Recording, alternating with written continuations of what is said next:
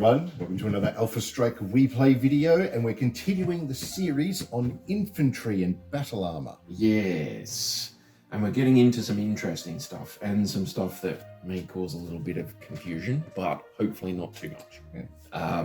We're going to do infantry carriers. Yes? Yes. Yes. Swoosh.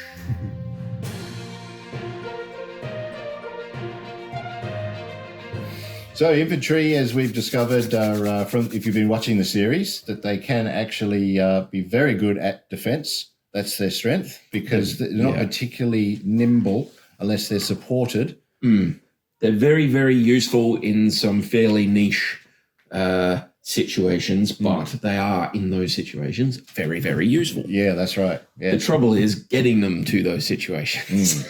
Just as in modern-day military, getting the troops where they need to be quickly and safely works exactly the same in BattleTech.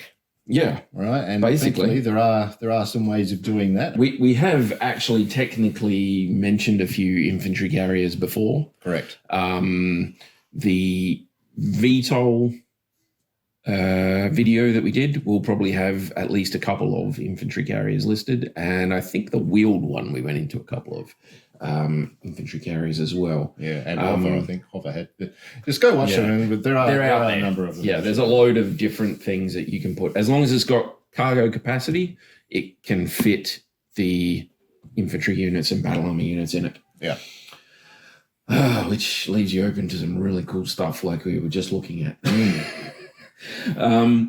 So some basic rules. Yeah. Basic rules. Okay. The most important one is mounted infantry units do not count towards initiative or towards stacking. So no, you can't put your infantry into nice big armored units and then have them like eat up initiative things. You can't say, oh, I'm leaving them in that infantry, in the carrier thing. That's right. That doesn't work. Yeah. Okay. They can't fire. They can't move in the turn they dismount. So they still don't count towards initiative until the beginning of the next turn. Yeah. Okay. Mechanized infantry. Now, mechanized infantry is not mechanized battle armor, so bear that in mind. Yeah. That one messes me up every time, so I'm just making sure everybody else is on board. Yes. So not Iron Man. We're talking. I don't know. What's the other one? Dudes on hover bikes. Yeah, and that stuff, sort of thing. and Yeah, ATVs. motocross man. Whatever. So we've got very briefly the table on 213, which we used quite a bit in the other videos.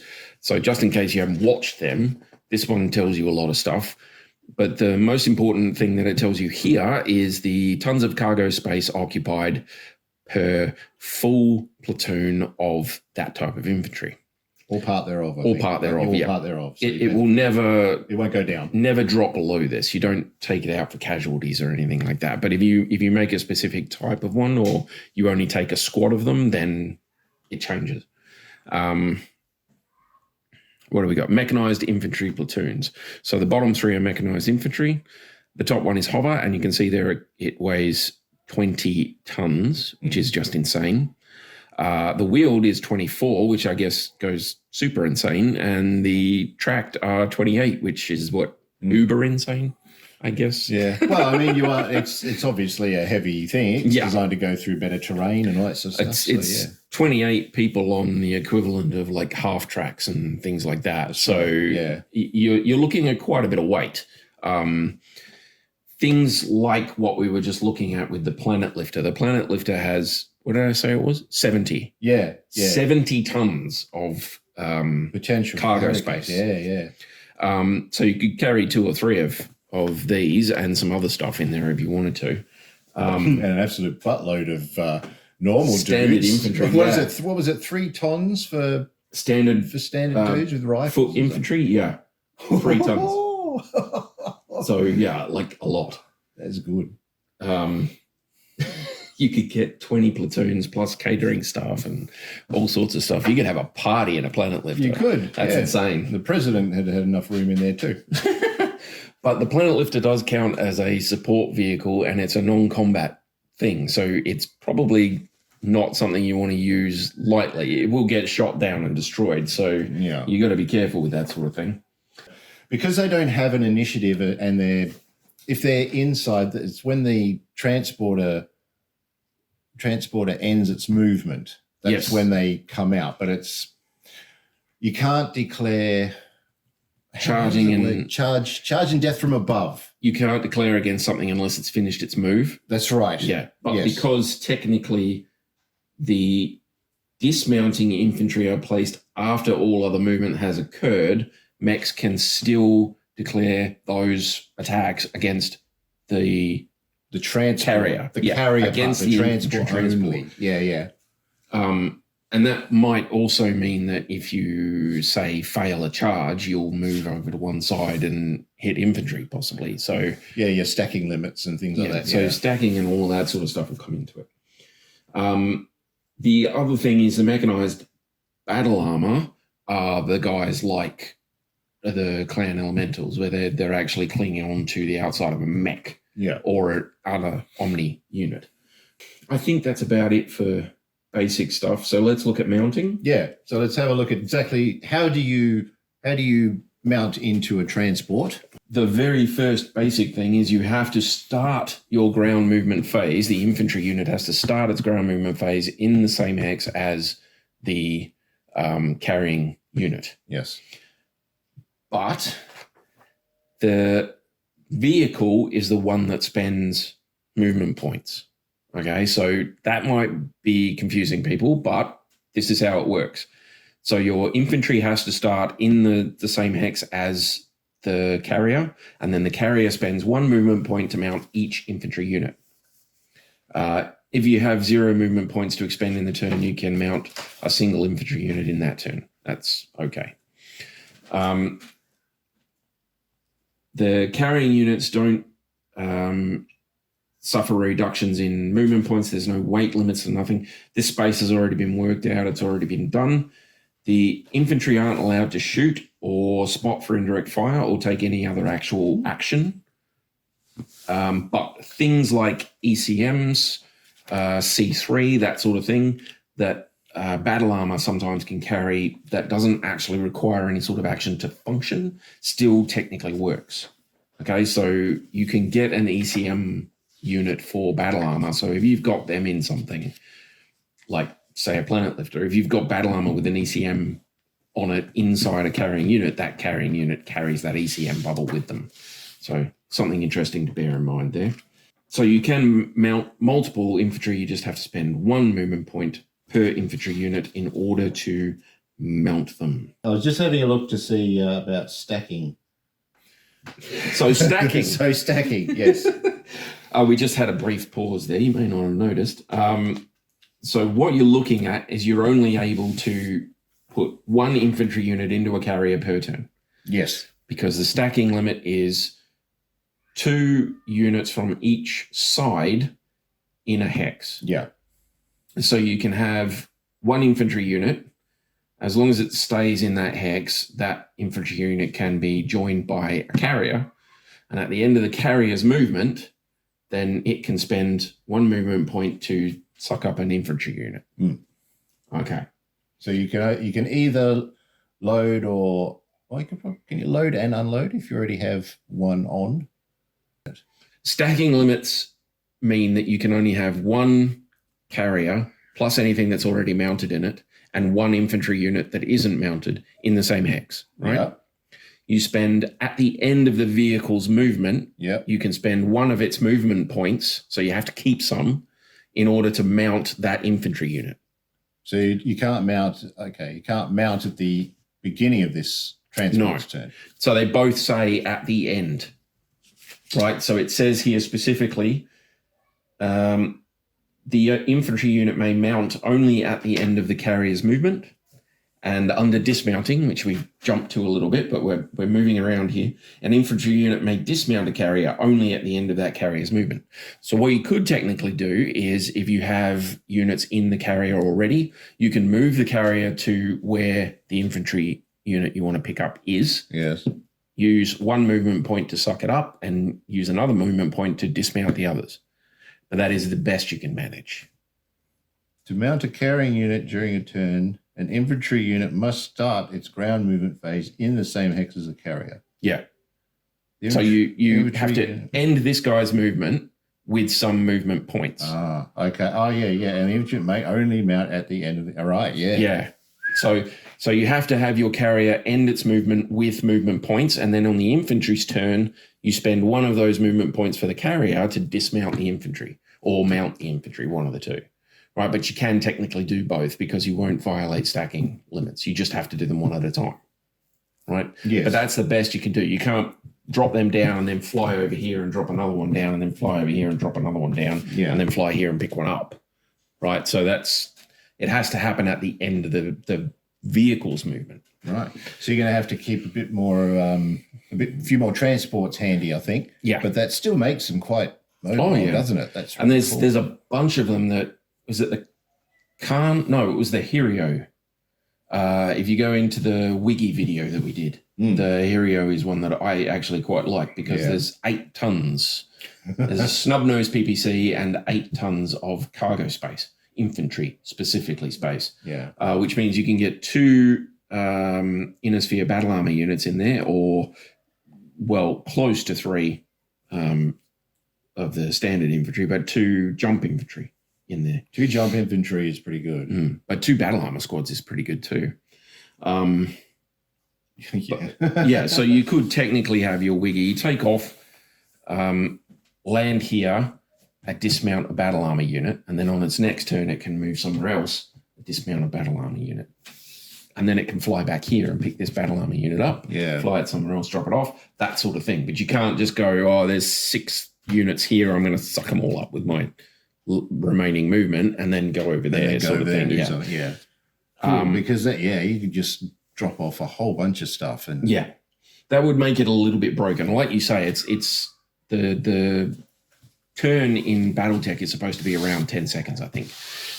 I'm pretty sure it's 10 seconds. Somebody out there who knows will be able to correct me on that, but I'm pretty sure it's supposed to be 10 seconds. But we're not going to get too technical about playing a game of big stompy robots shooting lightning like there's Zeus and that sort of thing. It's really important that we get the 10 seconds down. But that kind of like prevents that sort of thing, really. I mean, 10 seconds, you say, they can get in and out of it. But no, you can't get a half a dozen platoons of infantry to mount a single vehicle in 10 seconds. Right, you could get maybe 2. Yeah. I'd give you 2 if they were professional and it was all ready to go and they were all there. But I mean, even so, that's still pushing it. I think that makes sense, and it does reinforce the fact that you probably should have a lot of transports anyway. Because if you're going to invest into this sort of form of battle for securing and holding areas, if there's an area you want to sort of round up the enemy a bit, make it a bit harder to go to somewhere and transport them in, because that still technically could be quite cheap as an investment. And that doesn't preclude them from going back and getting another lot or moving multiple of them. They just have to do it one at a time to pick them up or drop them off. So if you have multiple battle armor units that for some reason don't start mounted, then you could go to them, pick one up, go to another one, pick it up, go to another one, pick it up. It'd take you 3 turns to do it, but then you can zip out to the objective and drop all 3 off at once. Yeah. So damage. We'll get there. We're just taking our time with this. I wanted to. Whatever. The infantry is quite complex when you start moving it around and stuff like that. I mean, in just basic combat, it's fairly simple, but when you start mounting and dismounting, there's a lot of rules that have to happen in order for it to proceed properly. So vehicles can take damage from stuff, and if you're mounting infantry, then obviously they're going to have trouble with that. So anytime a vehicle carrying infantry takes damage from a fall, skid, side slipping, collision, or displacement, you roll a 1d6 for each mounted infantry unit. A 1 to 4, they're fine. 5 to 6, they take a single point of damage.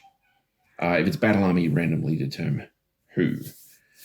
Critical damage that occurs to infantry carrying vehicles affects the infantry in different ways, and we've probably been through most of that in the vehicles section. They all come in under ground combat vehicle critical hit effects on page 193. We can very briefly chuck that up on I'll do that. You keep going. Oh, with yours, you mate. do that. Yeah, Okay. yeah. So if at the end of the phase in which the carrying vehicle was destroyed, so if you actually blow a carrier up, there's rules on who survives and who doesn't. So any of them that do survive have to follow a few specific stacking rules to make sure everybody ends up where they're supposed to be. And you can see them here on page 223. Hopefully that works. So infantry destroyed if carrying unit destroyed. So if they're basically in a vehicle, on a 1 to 4 they'll live, on a 5 or 6 they're destroyed. VTOLs and Wiggies, if you shoot them down, if the unit survives the crash, then they have a chance to survive. If it blows up in the air, then they're dead. They're gone. Pretty much. Naval has some specific rules of its own. Submarine. Aerospace units. Yeah. Those crazy pilots. Yeah. And submarines have just got like a, Yeah. Although I would say UMU equipped guys might have a chance, maybe. They might be out of their depth though. Oh, look, if you're transporting those Undyne battle armor, they'll be okay. Yeah. They'll just swim off. But why would they be transported? Unless it's something a lot faster, of course. But unless it's something a lot faster, of course. Very cool. It's worth noting just quickly that VTOL and Wiggy carriers have some special rules. So you can technically get VTOL or, I think, Wiggy battle armor. I know you can get VTOL. I'm not sure about Wiggy. But if you've got infantry units that don't have VTOL MP, right? So no, only VTOL. So you can make infantry units with VTOL movement points. Yeah. If they have them, then you can technically mount a VTOL or Wiggy unit while it's airborne. Okay, so you have to spend movement to get up to the same level as the VTOL and then be in the same hex.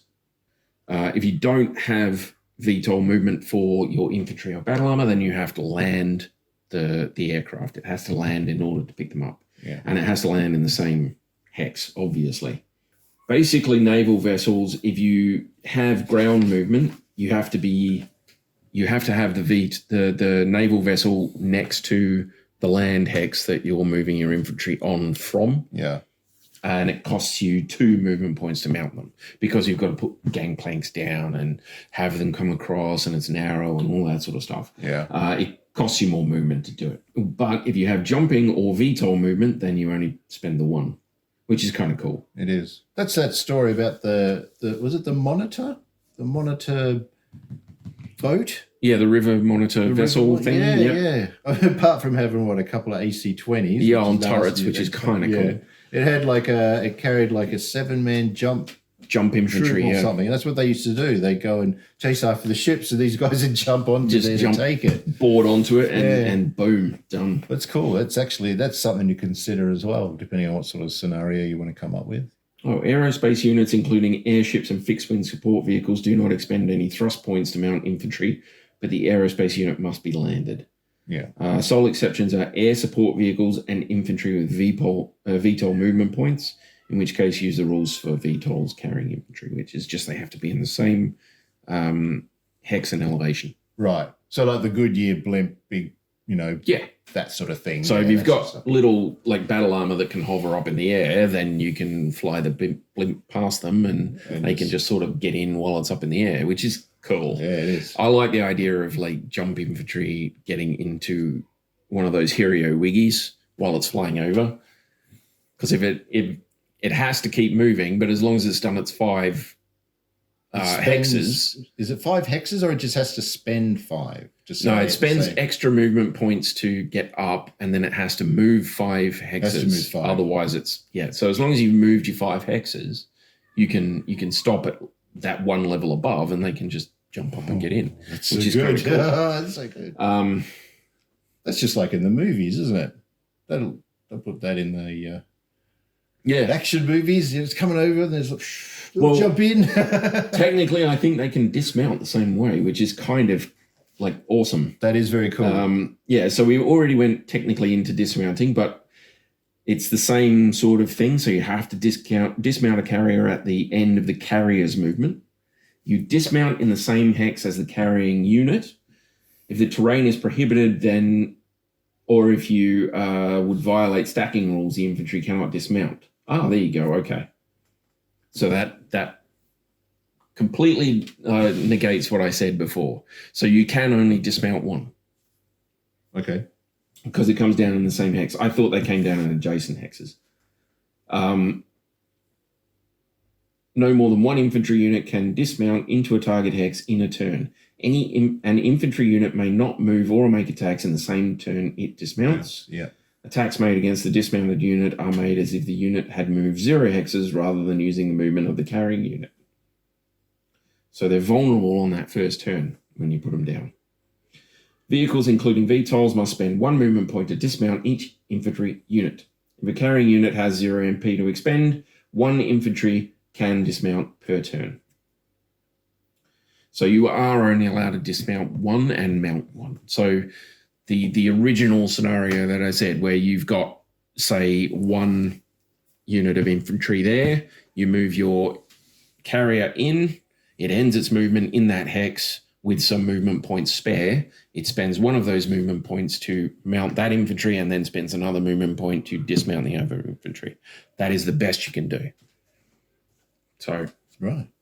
But that's still good. That's still pretty good. Yeah. Yeah, so it doesn't technically say that you can't mount and dismount a unit in the same turn, as far as I can tell, which means that you don't want... There's no point in mounting a unit and then dismounting the same unit. There's no point. You're just stopping them from doing anything for no reason. They're still there, right? But if you've got some particular need to pick up 1 unit and drop off another unit, technically you can do that. The dismounting from VTOLs, you can do that from any height. Yes. So your jump troops and everything, which is good because it can be quite handy. VTOLs, they're a pretty popular choice for a transport. Yeah, but they're very vulnerable. That's the thing. If they're not moving fast, they die. And if someone's got like LBX weapons and things like that, it's going to have their name on it. So if they can actually stay as far away as possible. You can put your jump infantry on the ground in the same hex as the VTOL, regardless of its height. And you can put your VTOL infantry into the same hex at the same elevation. So you could land on a building, technically. Well, so if you've got whatever terrain here and you've got for instance, a warrior flying across the top at level 3 or something. So he's at level 3 here. If he's got jump infantry, they go to level 0 right below him, or the next, like the lowest that you can go. They'll go on the ground. So if you've got a building that's level 2, they drop on top of the building. If you've got VTOL unit, they stay up here at the same elevation as the helicopter. Placed in the same hex, occupy the VTOL at the same elevation. Attacks against infantry with jump or VTOL dismount from an airborne VTOL are made as though the infantry moves 0 hexes, adding a +1 modifier for the jump. Oh, wow. Okay, yeah. But what it basically saves you from doing is having to land that unit and make it vulnerable. And also it means you can keep things like Wiggies can keep flying rather than having to stop. That's right. But things like VTOLs and conventional aircraft and Wiggies, they're very vulnerable when they stop. So if you've got jump infantry, that means that you don't have to worry about that sort of thing. Yeah. You can just drop them on the ground. Doesn't matter what their height is either. It specifically mentions that there. Yeah. So ideally, you probably want to drop them on a building that's got a taller building with a bit of cover. You drop them on the ground in the middle of all the buildings, and then they figure out which one they want. Because if they've got high enough... Sorry, it's your taxi service. If they've got high enough jumping movement, they can just go to the top of whichever building they want after they're... Yeah, that's true. That's finished. Don't they jump 3 max or something? But I know what you're saying. Yeah. I mean... Well, they can just run in. Doesn't really matter. They can just but they've got options. The building, yeah. I don't know. The old jump infantry with VTOL drop off or Wiggy, Yeah. Wiggy. I kind of like the idea of the Hero flying over and just jump infantry leaping out along the way and securing objectives sort of thing. It's very cool. But like I say, you have to do it at the end of the carrier's movement. So you have to kind of plan where you want things to be. And things that have minimum movement, like a wiggy, you have to actually make sure you've done that before you dismount, because that counts as the end of your turn. That's right, yeah. So where you're stopping to drop off troops is going to be important too, because that's your modifier. Yeah. Here, infantry dismounting table. Yeah, so that basically gives you the movement point cost for the carrying unit. Still, if your movement's high enough, it's not really like the Karnov. It's very, like you said, it's very fragile, but some of the versions can go quite fast. I think it's 180 odd k's an hour. The base version goes. Yeah, so that's cool. But you can get a solid, I think it's 4 or 8 tons worth of cargo space on those. So that's really, really good. But yeah, we were looking at the Planet Lifter, which is kind of cool. 70 tons, and that's only 156 BV, in case you're wondering. Very cheap, but it is not a combat unit. But you were mentioning the tier. TYR for the clans, the tier hovercraft. It's a 45-ton hovercraft with an ER large and 2 Streak SR4s. I think it has a cruise. What is this? Cruise and what do they call it? Its speed is 151. Cruise and flank. Yeah, flank. So its flank max is 151, which I think is 14. Yeah. Yeah. It's 914 movement. Wow. Which, okay, for hovercraft, they're going to go fast. So. But it's got a 5-ton cargo bay, which is enough for a full point of elementals. Yeah. So that's pretty good. And having some extra weaponry on there as well helps out. There's a Curitan version of it. That's pretty cool. There is? Yeah. Based on units salvaged by the DCMS, introduced in 3070, this version of the tier replaces the laser and streaks with 2 MML7 launchers and 2 light machine guns. Oh, you might like that. That's not too bad. Infantry goes down. The infantry bay goes down to 4 tons instead of 5. Nah, but that's fine for inner sphere, because the inner sphere battle armor is only 4 per unit. Yeah, 4 per platoon. So usually, not always, usually. But the in-trip video choices aren't as nice, and the seats aren't as comfortable. There's not much leg room. I still remember the ferret, but that's only 1 ton per unit. So you have to really sort of split that up and work it out.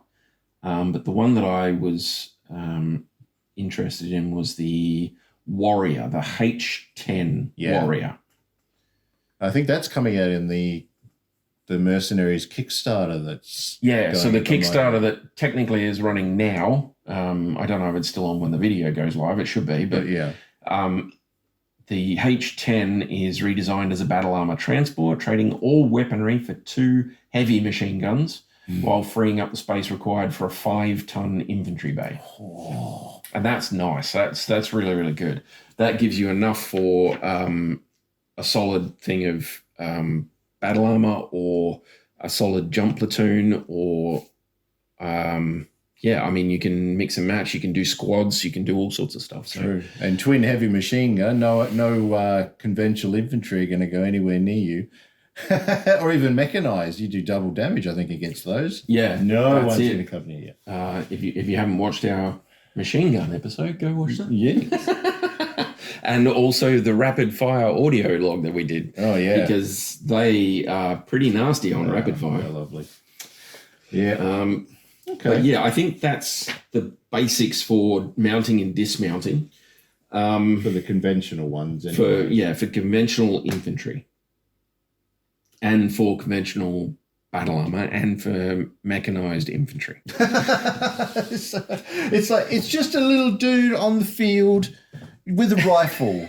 They say, how do infantry work in BattleTech? They go, this is it. They stand there and they get shot. But now all of a sudden, they're really, we talked about all this other stuff. They're so good. Now, see, the other thing that you're probably going to find is with the clan box set they had the elementals in there. So technically that's rules for battle armor.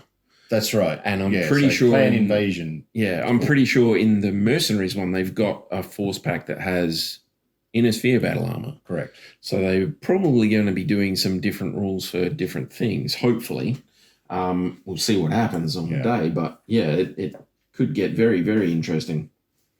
But yeah, that was one that I kind of liked. The Warrior is one of my favorites. The Karnov is the other. The Karnov they've got in there as well, I think, don't they? I'm pretty sure I saw a Karnov. Yeah, support ones. So what they've got battle arm, which is good, but I'm wondering if they're going to bring out like a box set of just like conventional infantry and things like that. So here's the thing: I'm not sure how many people actually go for it, but I would. Because if they put like the mechanized stuff and some foot troops and maybe a field gun or something in there, so you can get it and you buy multiples and you've got something that you can use. Any faction can use it, you know. And then you can grab a couple of carriers and start mounting, dismounting, chucking them around the battlefield. Yeah, that's right. Hurting things. And it'd be suitable for both clan and inner sphere forces because they're foot troopers and all that sort of thing, you know. Yeah, and look, this one is more complex, right? So we've done a bit of umming and ahhing and it's almost all just rules. So what you've got is BattleTech can be very, very, very, very simple. You can just hone it straight down. Like I said, everything after the basic box set, the beginner box set, is basically optional. You can stop right there. You can beat each other up with mechs for as long as you want, and it's fine. Yeah, that's right. It's fun. More power to you. Enjoy the game you want to play. If you want more record keeping, you get into vehicles. If you want more complexity, you get into things like infantry, and then you can go to aerospace, and then you can go to this and that and that and that, and it just builds up. So if this seems a bit daunting, don't worry about it. Just keep playing with vehicles and mechs and stuff. But they can be really, really cool if you get them in on there. I mean, we've had a few of the guys put comments down about how they're using battle armor and killing stuff with it and all that sort of thing. And we're going to have to do at least a couple of battle reports with infantry and battle armor now because we've basically finished this. Yeah, because I mean, basically after going over everything, all the rules, it's like, we could do a couple of scenarios that I think we'd need to do just to really emphasize how it all works. We've both got some cool ideas for stuff. Yeah. But yeah, that is mounting and dismounting from infantry carriers. So they're very good. So mobilize, like a 9-hour video. Mobilize your infantry. So if you can get them around the battlefield, you've got a lot of options there. From a tactical point of view, from a strategic point of view, yes. And I thoroughly recommend carriers. If you are taking infantry, take something to move them. Yeah. If it's mechanized battle armor, then take some Omnimex. If it's anything else, then take some troop transport. It doesn't matter what it is, but something to get them where they need to be quicker because they are pretty slow. Yeah. But yeah, that would be my advice to anyone starting out in infantry is make sure you have a carrier. So I think maybe with our next videos, we'll start talking about some of the different units and stuff. I want to go into some of the weapons and equipment you can get for infantry battle armor because some of them are really cool. Well, probably well, that's probably better. We'll talk those first because if we're going to look at some of the models that do exist in the game of BattleTech lore that you can use now and get probably miniatures for, then knowing what they're carrying is probably a good idea for everybody. Right, Yes, so I agree. I second that. Well done. All right, so we'll do weapons and equipment next, and we'll see where it leads. That's it. All good. All good. Okay, thank you, sir. Thank you for watching. Subscribe. All that jazz. Help us out. Thank you, people. Bye now.